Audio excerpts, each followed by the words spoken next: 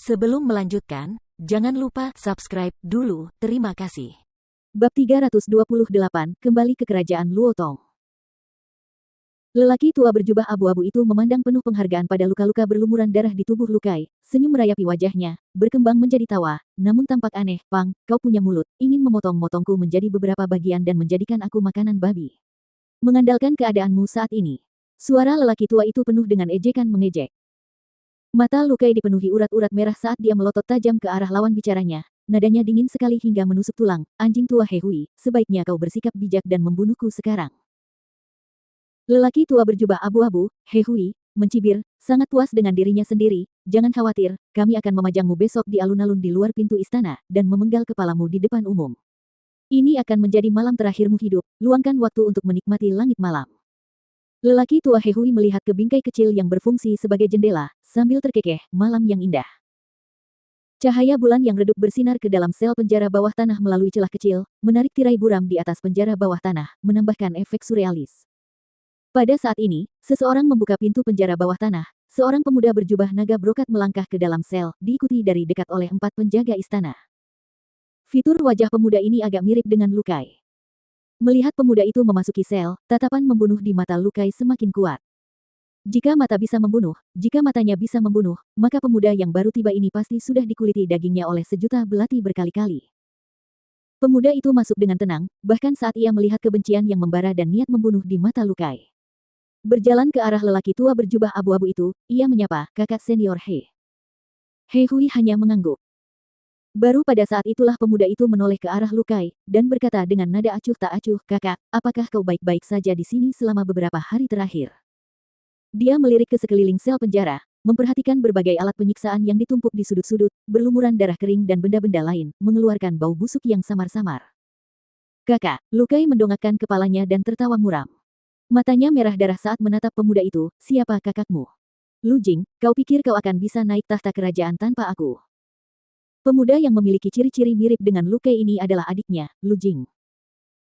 Lu Jing tertawa, status pangeran Anda telah dicabut, saya adalah pangeran kerajaan Luotong sekarang, dalam beberapa tahun lagi saya akan dapat naik tahta.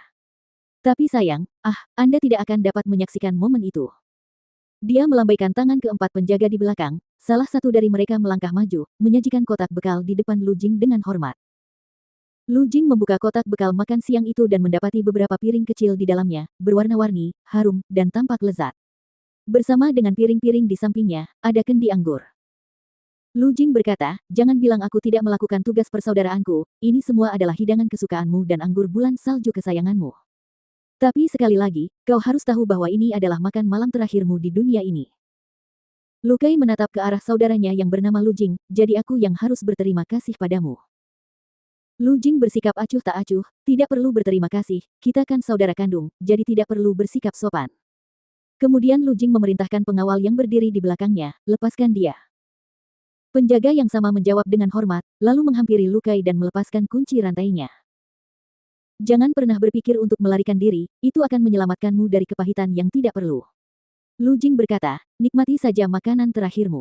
Kakak senior He, ayo kita pergi. Setelah itu, Lu Jing pergi, membawa para pengawal juga.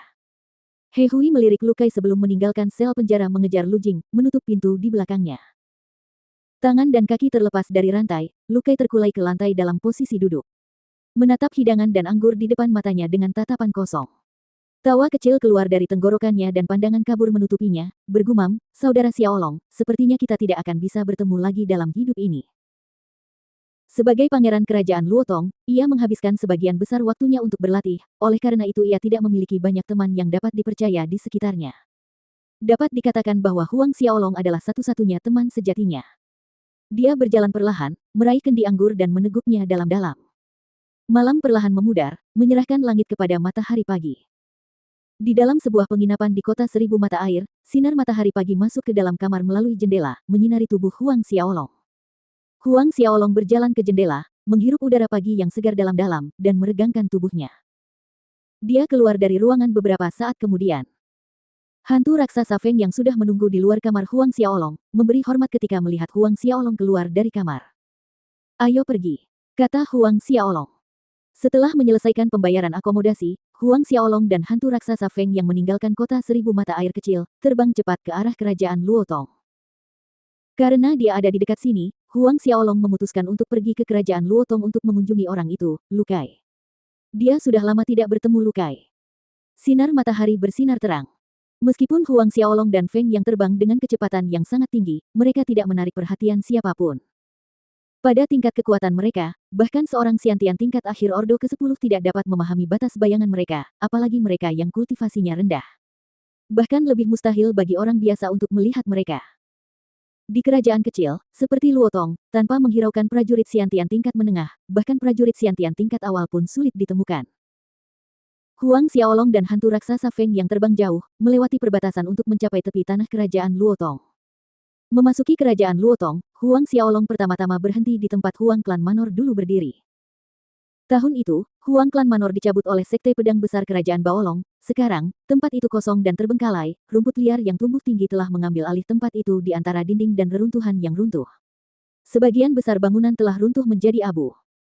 Berdiri di udara sambil melihat reruntuhan rumah besar, Huang Xiaolong meratap dalam hatinya. Dalam sekejap, dia muncul di halaman kecil tempat dia dulu tinggal.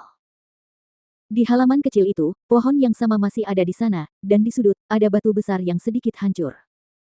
Melihat jejak telapak tangan kecil di sana, Huang Xiaolong tidak bisa menahan senyum mengingat bagaimana dia menguji kekuatannya menggunakan batu besar itu setiap kali dia mengalami sedikit terobosan dalam kultivasi. Jejak telapak tangan itu ditinggalkan olehnya di tahun-tahun itu. Saat berjalan menuju kamarnya, Huang Xiaolong mendorong pintu hingga terbuka, debu tebal menari-nari di udara. Ia menggerakkan jarinya di atas bingkai tempat tidurnya, debu setebal 1 inci menempel di jarinya. Baiklah, saatnya menyewa beberapa orang untuk memperbaiki Huang Klan Manor, pikir Huang Xiaolong.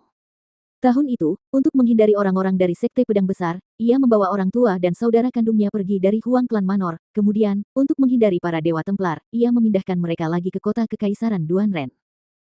Di masa depan, setelah dia menghancurkan Dewa Templar, dia akan mengirim seseorang untuk memperbaiki Manor. Huang Xiaolong tahu bahwa orang tuanya selalu merindukan tempat ini. Ayo, kata Huang Xiaolong sambil berjalan keluar ruangan, meninggalkan Huang Klan Manor, menuju ke kota kerajaan Luotong. Sedikit lebih dari 1 jam kemudian, mereka berdua tiba di kota kerajaan Luotong. Dulu, Huang Xiaolong membutuhkan beberapa bulan untuk mencapai kota kerajaan Luotong dari Huang Klan Manor, tetapi sekarang, itu hanya masalah beberapa jam saja. Berdiri di depan gerbang kota kerajaan Luotong, melihat orang-orang biasa datang dan pergi, gelombang nostalgia lain melanda Huang Xiaolong. Berhenti hanya untuk sesaat, ia memasuki kota bersama hantu raksasa Feng Yang. Akan tetapi, hantu raksasa Feng Yang bertubuh 4 meter, meskipun aura hantunya tersembunyi dengan baik, tetap saja membuat rakyat jelata di kota kerajaan ketakutan.